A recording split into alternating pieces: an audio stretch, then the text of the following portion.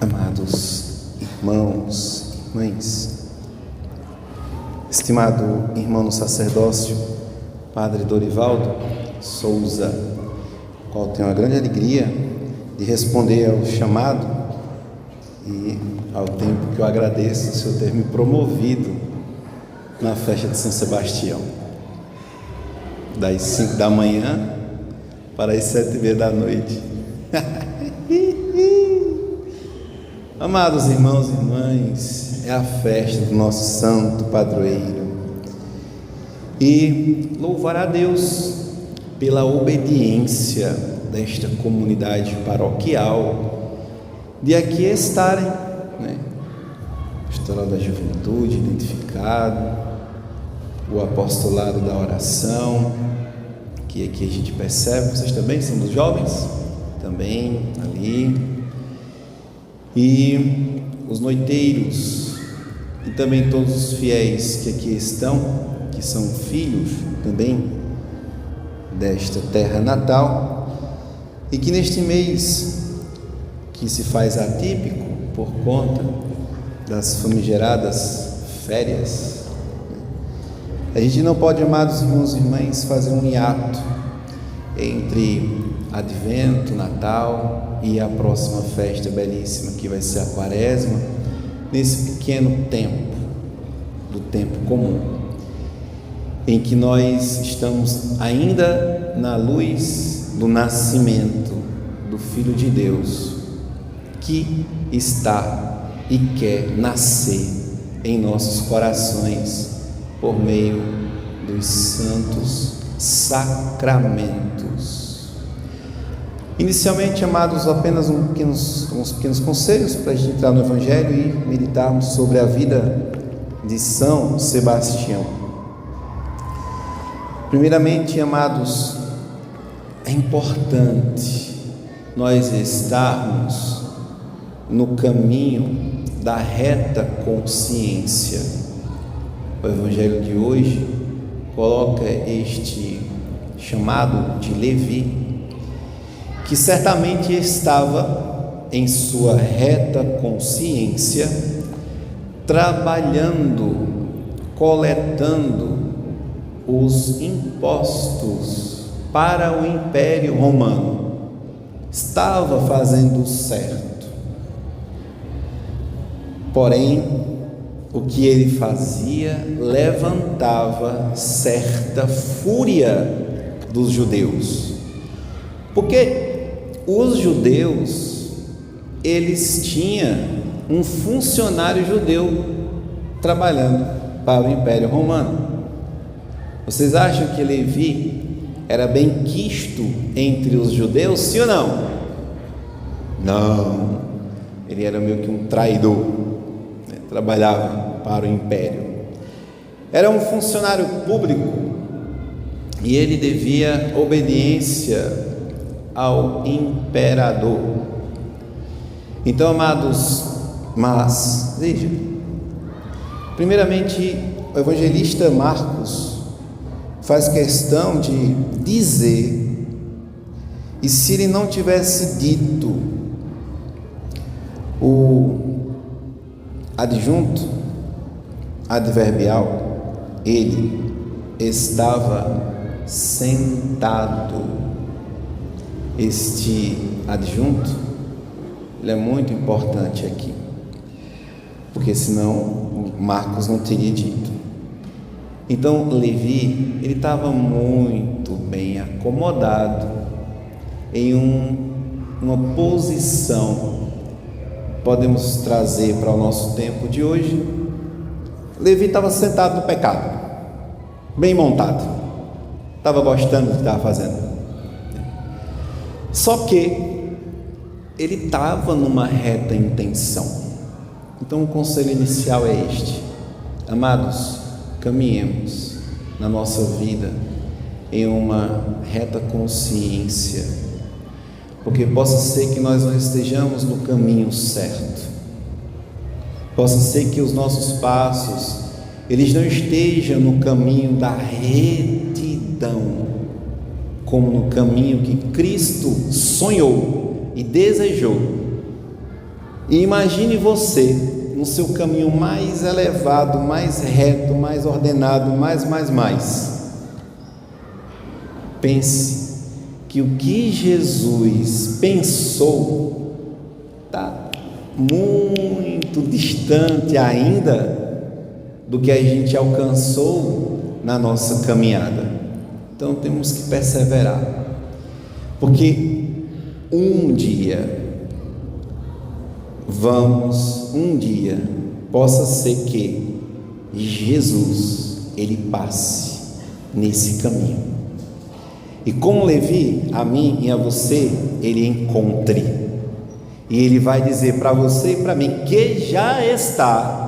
Agora, quem não está neste caminho de consciência reta, está distraído, está aí flanando na sua vida, aí vai ficar muito mais difícil. Levi já estava em um certo crescimento. Então, Jesus, ao encontrá-lo sentado na coletoria de impostos, disse o que a ele? Segue-me. Aí, mais uma vez, Levi se levantou. Aqui Jesus está dando o que os santos padres eles chamam de graça elevante. Deu uma graça sanante, ou seja, sarou a ferida de Levi, a sua angústia, seu coração dividido em servir a Deus. Certamente ele não tinha tempo para estar na sinagoga rezando, né? Ele estava trabalhando para os romanos, tinha deixado de rezar fazia um tempo. Ai, padre, eu estou na igreja, eu não estou conseguindo rezar, padre. É isso aí, tem que ver para quem você está trabalhando.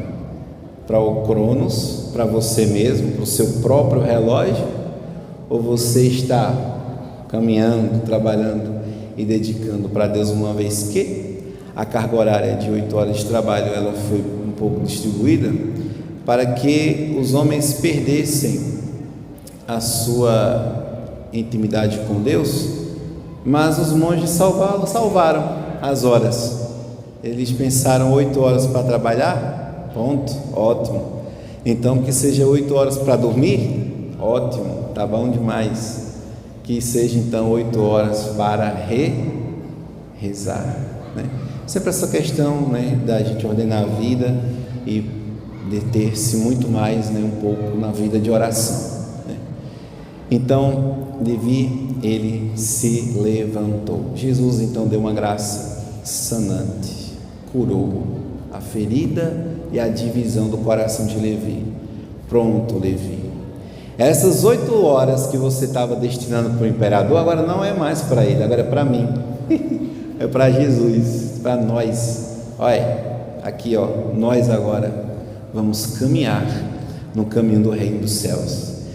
Eita, que libertação recebeu Levi, parece que caiu as correntes.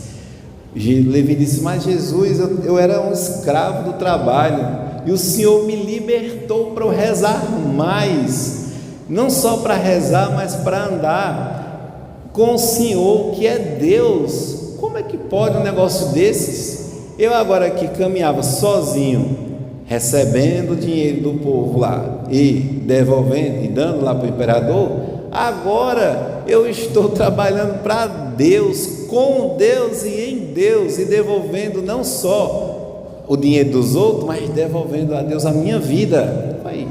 Foi isso, amados, que aconteceu então na vida deste discípulo. Vamos então pedir a Jesus que nos conceda a graça de nos desincumbirmos dos trabalhos, do tempo presente, para que possamos estar muito mais com Deus. Então a gente sempre pensa que a festa padroeira é um período de retiro, né? Em que a gente vai se deter, se dedicar, buscar as coisas santas, né? O padre viu aqui na hora do incenso, alguns estavam engasgando, né? É porque falta o costume de cheirar incenso, cheirar a fumacinha de Jesus, né? A gente é mais acostumado a cheirar o gelo seco das bandas do forró, né? Ninguém se engasga, né? dança, o pulmão está já se acabando de dançar, de rodar nas praças lá, todo mundo fica respirando, né? O perfume do outro, aquela coisa toda, ninguém fica, né, sufocado, mas entrou na igreja, aí começa aquela que o poeta G.C. Quirino dizia, né? A tosse igrejeira, né? É entrar na igreja que me dá uma alergia, a tosse igrejeira, né? Como ele fala, né? O Covid não está o Covid está em todo canto, né? Está na farmácia, na padaria, na rua, está onde mais? Na casa, mas está na igreja também, mas só na igreja não pode entrar. Você pode entrar na padaria para comprar pão, você pode entrar na farmácia para comprar remédio, apesar que o padre foi entrar numa farmácia, eu digo, não, essa é a farmácia dos bichos, é na outra. Fui comprar um remédio ali, entrei na farmácia errada, né? Daí eu fui lá comprar um remedinho, um cachetezinho, né?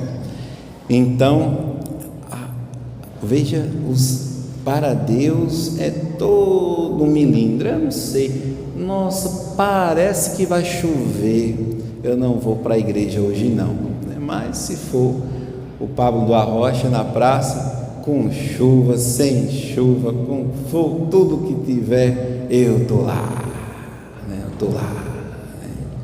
Então, amados, o tempo é de Deus, Ele é o princípio, o início e o fim, princípio e fim, alfa e ômega. E agora nós aqui pensamos na nossa loucura que a vida é da gente. Deus me deu aqui 80 anos nessa terra, eu vou viver aí, sei lá, 50, e quando faltar 10 para eu morrer, eu dou para Deus. Aí eu boto a fita, né, do apostolado, aí eu confundo, né?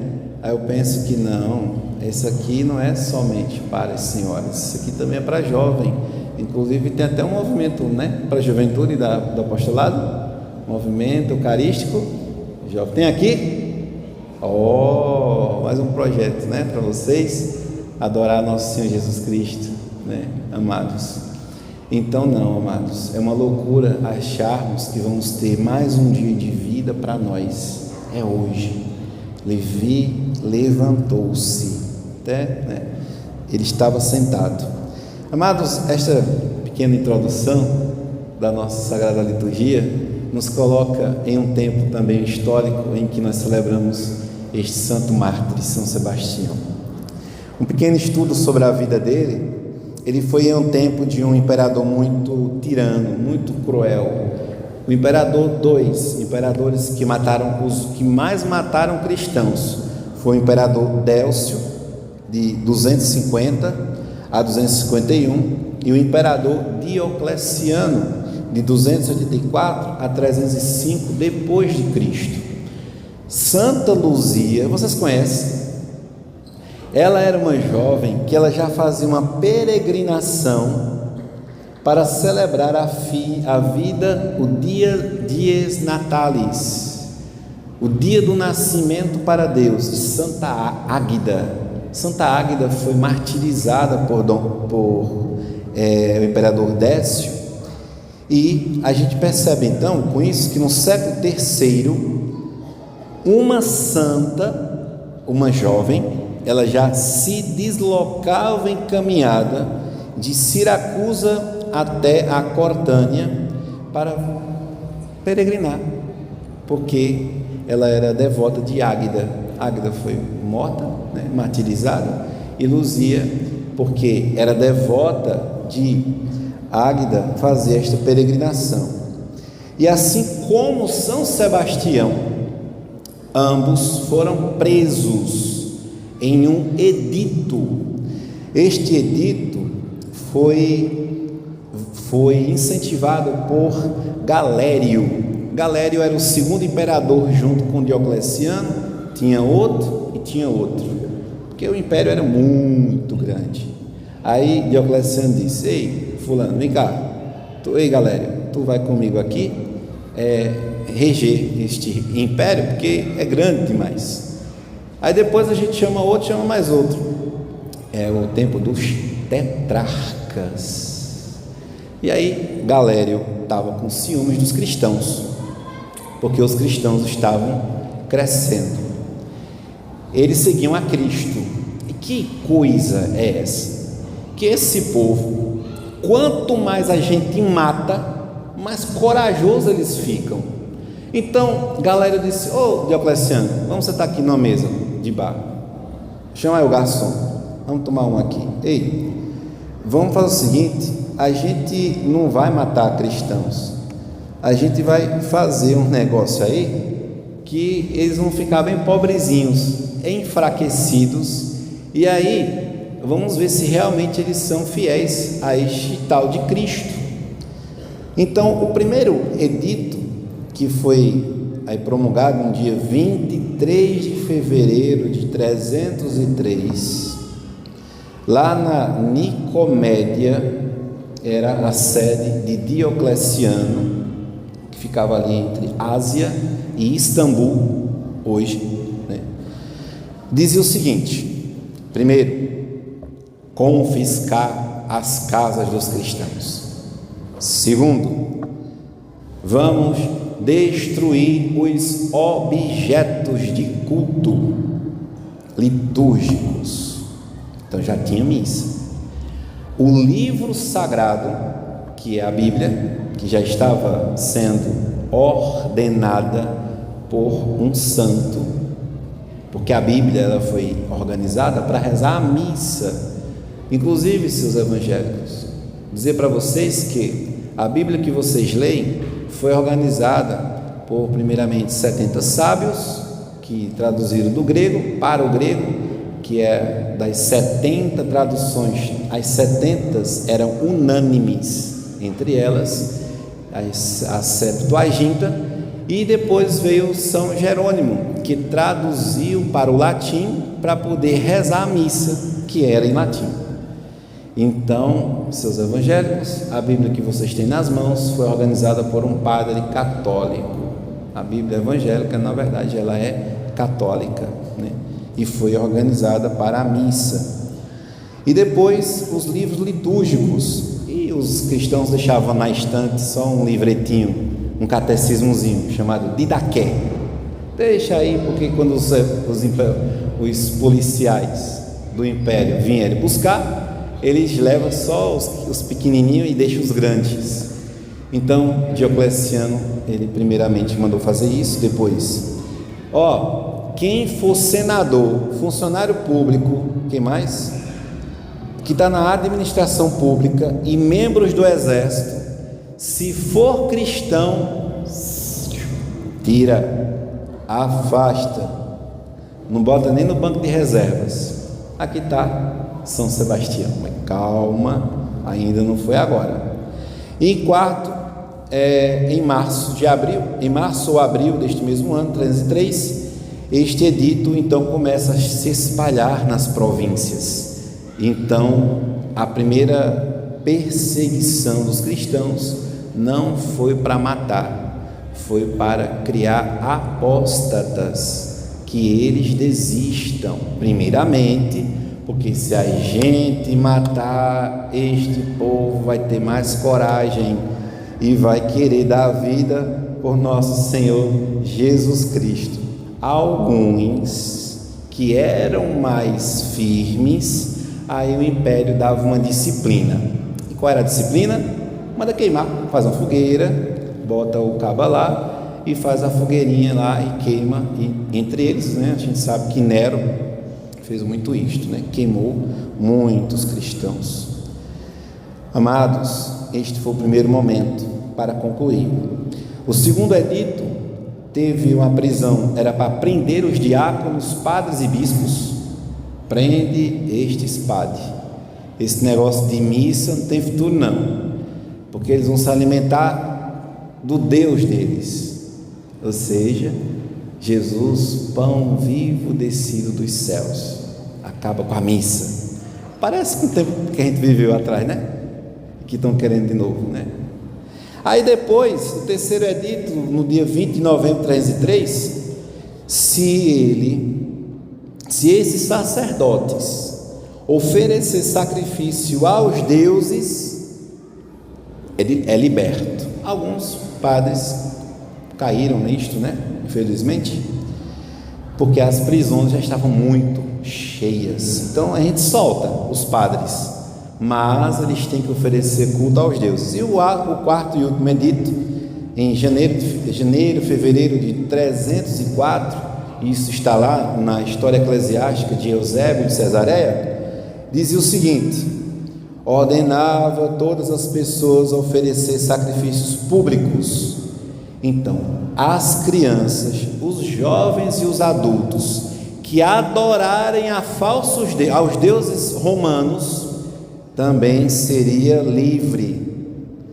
Aí Galério, no fim da vida, lá em 311, para dizer que foi bonzinho, ele promulgou uma indulgência ao terceiro edito,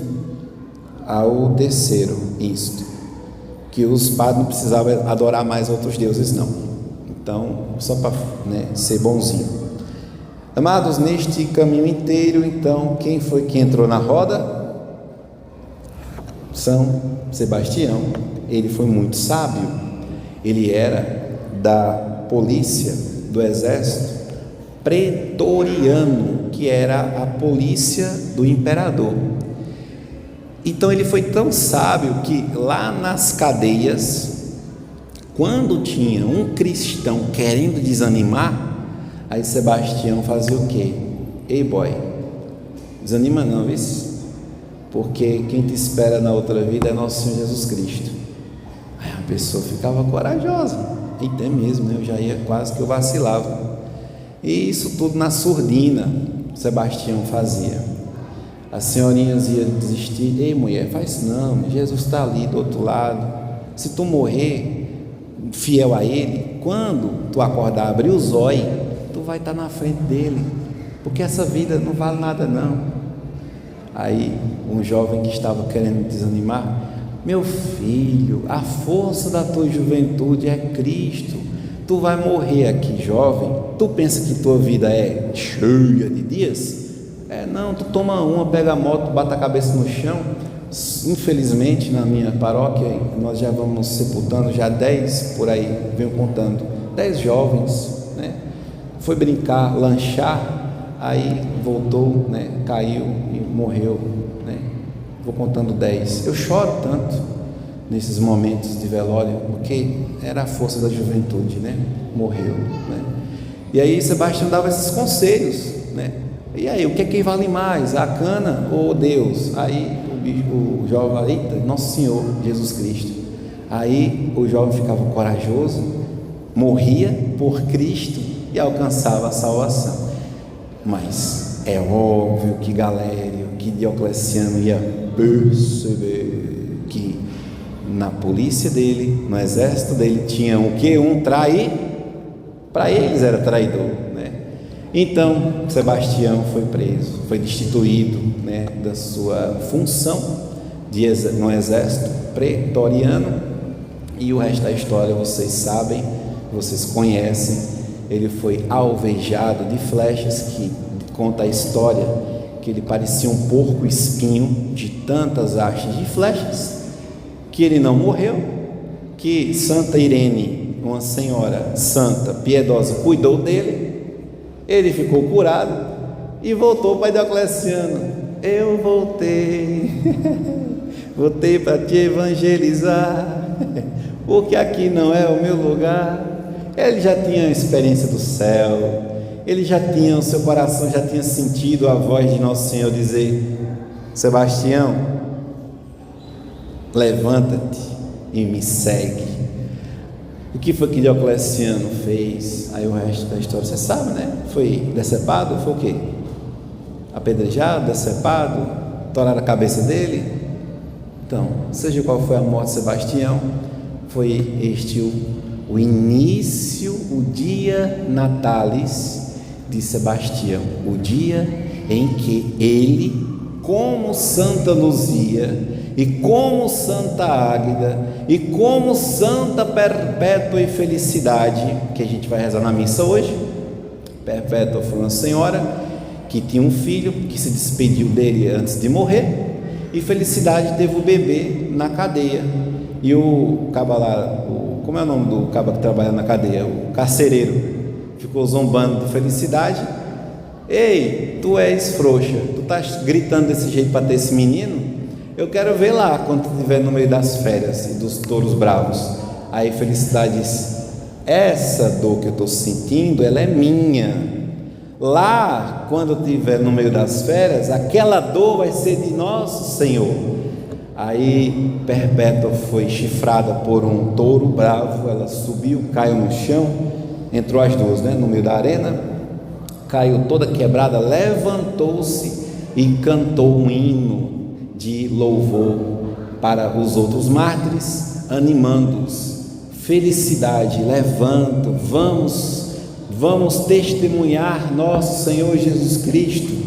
E aqueles carcereiros, aqueles frouxos, covardes, que ficavam zombando de Felicidade lá dentro, porque ela estava tendo um parto normal. Vocês que são mulheres, minha mãe, eu nasci de parto normal. Doeu ou não? Quando você deu à luz? É uma dor única, E para cada filho uma dor, e isso é muito bonito.